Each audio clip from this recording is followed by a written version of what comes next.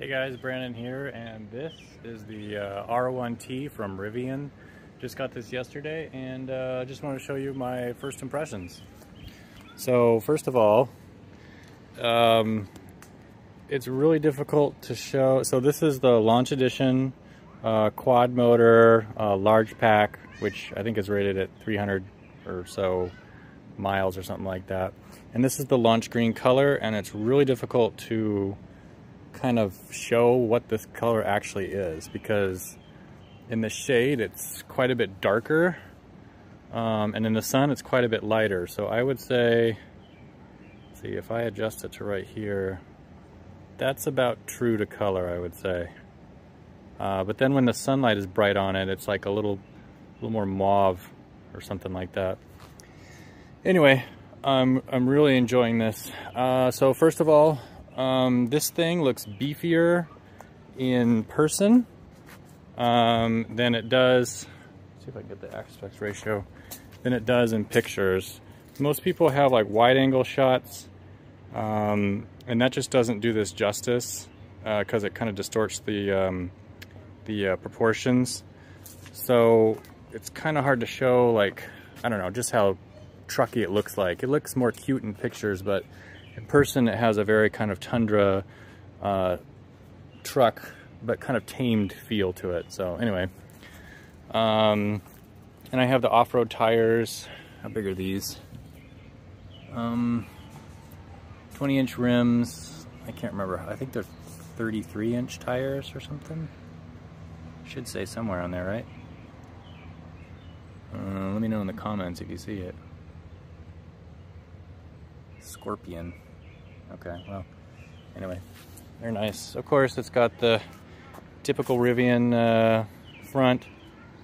So some things from initial impressions. First of all, everybody knows these pops out, but you don't do it manually. It does it when you unlock.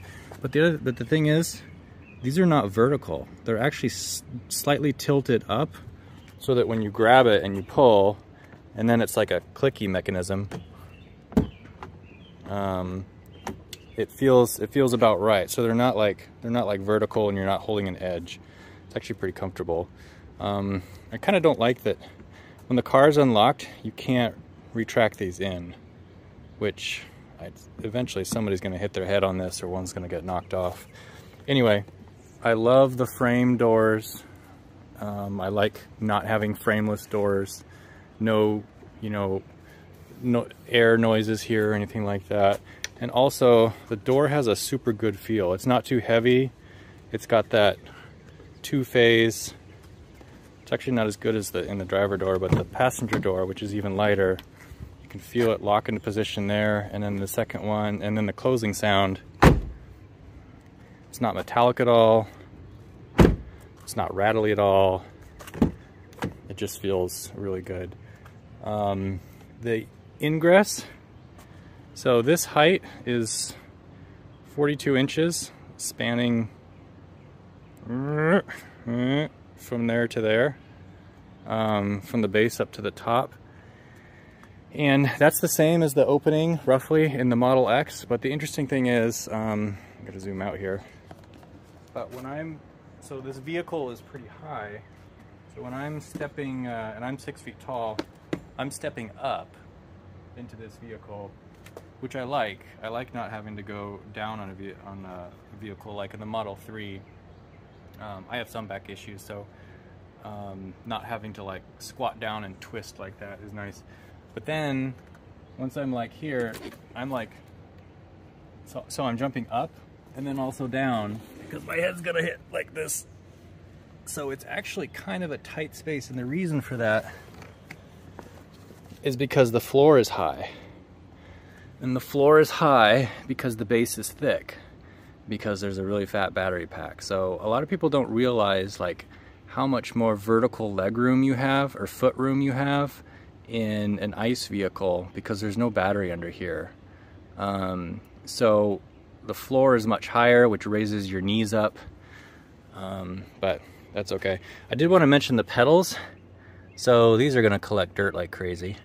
But what I do like about these pedals is that in the Model X, the gas pedal seems like so vertical. I have to hold my foot so far back to not touch the gas pedal, but this one, or accelerator, but this one is right about right. So I really love that. I'm not going to do a whole lot of stuff on the interior. It's super nice. I will mention something about the screens in a bit, but it's just like, it's so nice. The seats are firm. They're a little over-designed. Like this is, it feels super premium to me. I'm not a premium car guy. Tesla is as premium as I've ever gone. And I wouldn't spend that kind of money for like a OEM premium vehicle, but to me, this would be a step up from my 2019 Model 3 and 2018 Model X. Probably the new ones have improved, but this is just, I mean, it's an overload of textures and striping and stuff, but it's firm, it's comfortable, it doesn't over grip me, it doesn't under grip me. The adjustments are really great, so I'm very happy with the interior. There it is. Another first impression is that this tonneau cover, which this is the automated one, is really loud.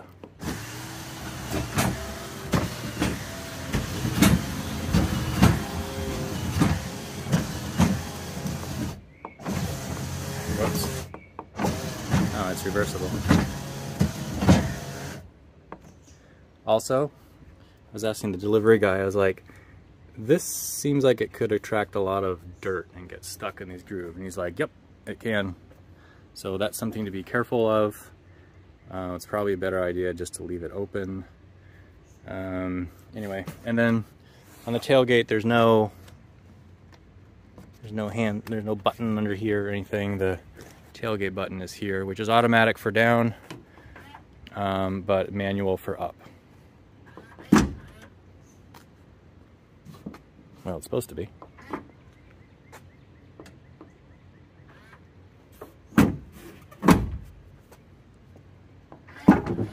There we go. Slight issues. And then, of course, because of the gooseneck, which we hear a lot about, this gooseneck hinge, this swings way out and you have a ton of floor space to get stuff. I love that there's hooks in there. Oh, I actually never noticed those lights, but that's cool. There's also bed lights up there. But yeah, I never noticed those ones. That's really cool. These outlets, no, is it this side? Yeah, so there's two 120 volt outlets. They are only 5 amps though. What else? Oh, okay. This one's already open. So I wish there was a key fob thing or something like that to do on those. Okay, and then so one thing that I have not liked about Rivians is how green their screens are. This is not because of my video and white balance or anything like that. This is because, there we go. This is because their screens are greenish. And the brightness is okay, they're visible, but like clean, crispy screens would be great. The resolution is good, and I really like this wide, ultra wide format. And then the other thing is, actually two things. So there's no overhang here. So this is gonna get blasted with sun. I don't know how visibility is gonna be when it's really sunny, but like the Model S, or the Teslas have something that comes over here if they have a screen. The other thing is, so the dash display is like wider than the steering wheel viewing area. So yeah, that's what you can't kind of appreciate. But if I bring this back to where my head is, you can see it clips the corners. It clips it even more when you're an actual driver. Maybe that's because I'm kind of tall, I don't know.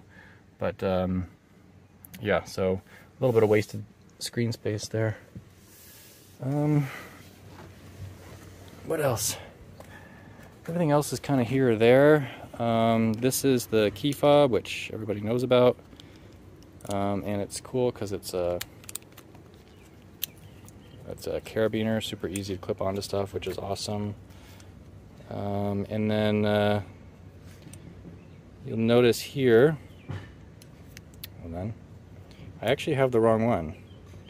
Notice here the back gate. I do not have a tail window like that. This is an R1S, the SUV fob, because they ran out of R1Ss. So they're going to send me a different one. They were kind of apologetic about this, and it's like, it doesn't matter at all. So anyway, I have an R1S key fob. And then these, let's see if I can get my key card out. This is the Rivian key card, and it shows you where to put it. So to unlock it, it actually goes on the door. It's supposed to go right here. Yeah, that worked. And then I believe to start it, it's supposed to go over here somewhere. Trying to get this to... Ooh, it's really bright. I don't know why it's doing that. Anyway. Okay. So yeah, right here. Somewhere, I guess, is supposed to start the car. So that's the key fob. And then it does sync up with the phone, so I don't carry a key pretty much at all. Their key fob is quite bare. It's just got it's got four things: the frunk, the trunk, lock, and unlock. It would be nice if it had, you know, and their app is pretty sparse right now too, which, you know, it's early, so whatever. They're still developing things and adding features. But you can't lower the windows. You can do climate control, you can unlock remotely, but you can't do windows. There's no summon. I don't know if that's gonna come at some point either. But there's just, the Tesla app has like so many things that you can do in it and get from the vehicle or send to the vehicle, you know, sending directions. I haven't tried that actually. You can locate your car. It'll send, if you click locate, it switches to, I think, Google Maps, like outside the app, but it gives Google Maps the coordinates and then it pulls it up. So yeah, overall, oh, and then the driving of this thing, so super fun. It drives, it just feels so tight, nothing's loose, nothing's rattling yet. It just feels like tight and really good. It feels a little heavy, but it feels like a sporty heavy vehicle. And I've had it in conserve mode, and it's plenty punchy for me. I'm not really a performance guy, so car performance anyway. So I don't have it in sport mode or anything like that. And it's cool driving a truck. It feels sizable. It doesn't feel small, although it's not huge.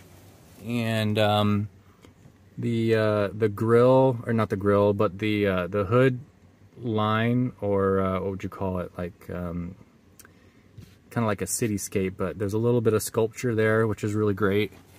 It's just kind of cool to see that in front of you and know that you're driving a capable truck. Really enjoy that aspect. Definitely don't feel like taking it off-road until it gets a little dirt. Just, and maybe a scratch or two, I don't know. But I do feel the urge to take it off-road. It seems like it's just going to be so capable and stuff. But it's so clean right now, so it's never going to be this clean. I really like the wheels. I remember not getting the black wheels, so now I forget what wheels I had. The black off-road wheels were like $3,000 additional or something like that, so I didn't get those, but these are dark. And then this angle is cool. You can see that it's got a good departure angle, so you don't get hung up on stuff if you're going up a hill. Yeah, so just really like it. I do have the spare tire. I also got the racks here. They go across here to like put stuff on. And then I also got the Rivian mats. These are just generic ones, but I got like the mud mats for front and back. Neither of those things have come yet. The spare tire did come. What else? Yeah, I'm super happy with this. So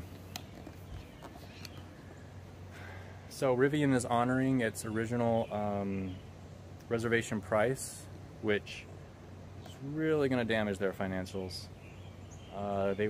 They tried to raise their prices like $10,000 or something like that, or convert this price, which was like $73 without taxes, fees, and all that kind of stuff. Take that price and make that price apply to like a single motor, rear motor or something. This is quad motor. So I had never driven one before. I had seen a prototype back in 2018 at a Rivian event with Alex Honnold, the climber, in East Michigan. And I got to talk to RJ and a couple of the engineers. I have a video on that. That was the silver prototype one. You don't get to go in it, but they were showing off all kinds of stuff. Looks pretty much like this one.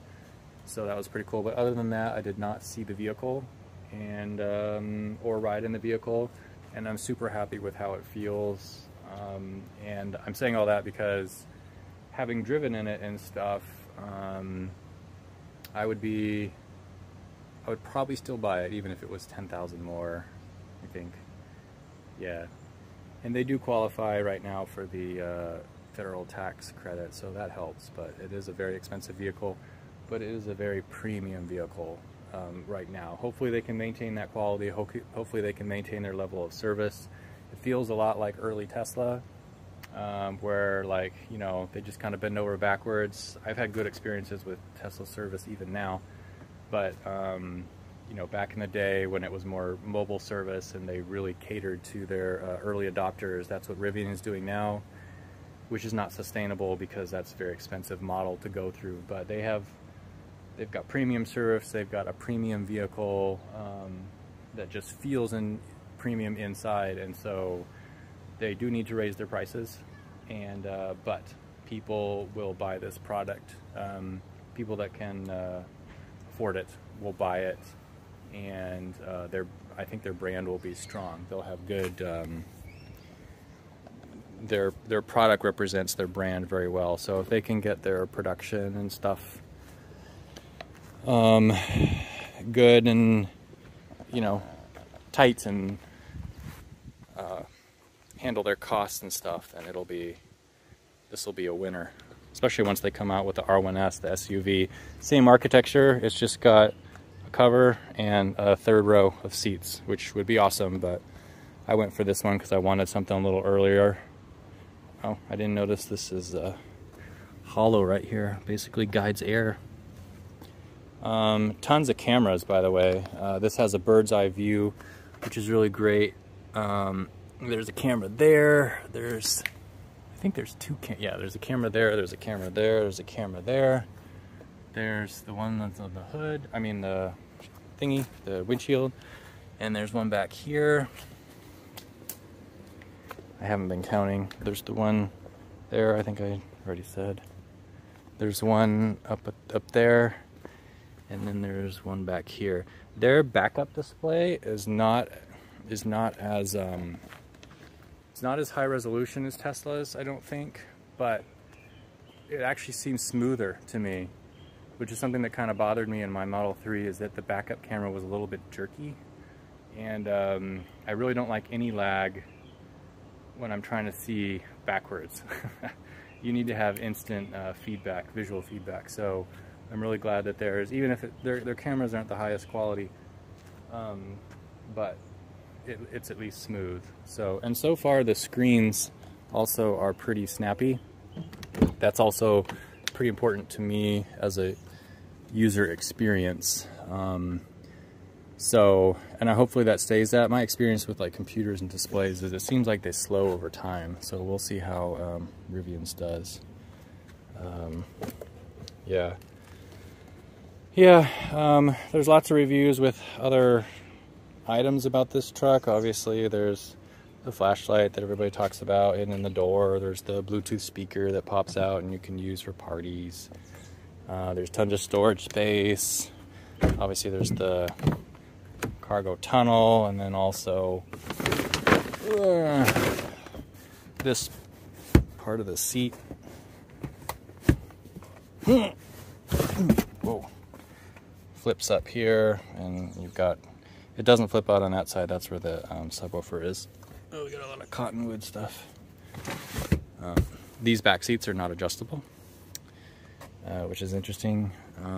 Accents, hooks for stuff. I don't like these hooks actually, because for passengers, oh, by the way, these don't go back, but they are tilted. They don't go forward either, but they are kind of tilted backwards, so it's still comfortable.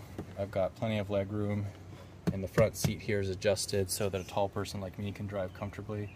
And then I've also got plenty of headroom here, so spacious in the back. Definitely can fit 3 car seats back here. Anyway, back to this headrest. During an accident, your head's going to go forward, and you could get some head injury on this thing. So I kind of wish there was like a cover for this.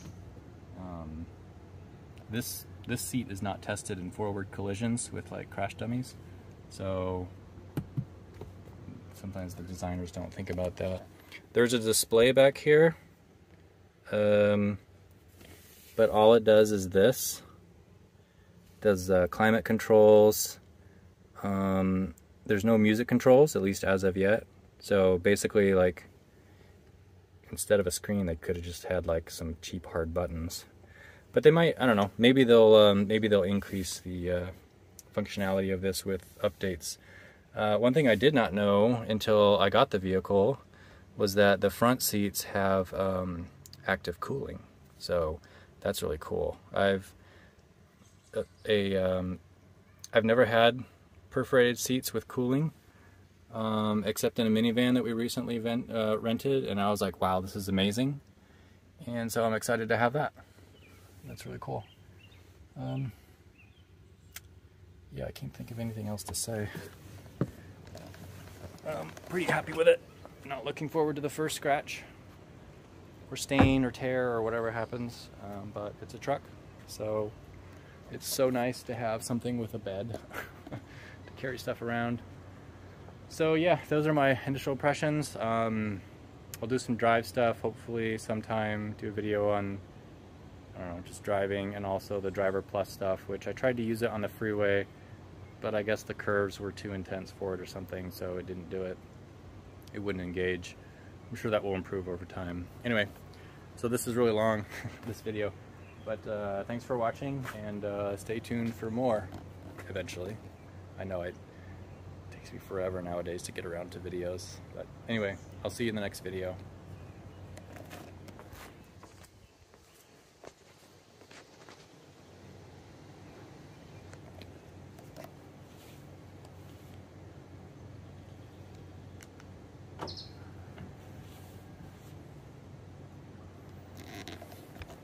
Oh, I forgot to do one more thing.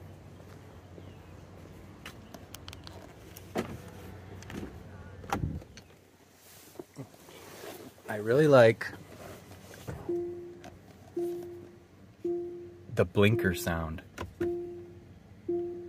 Oh, there we go. Hear that?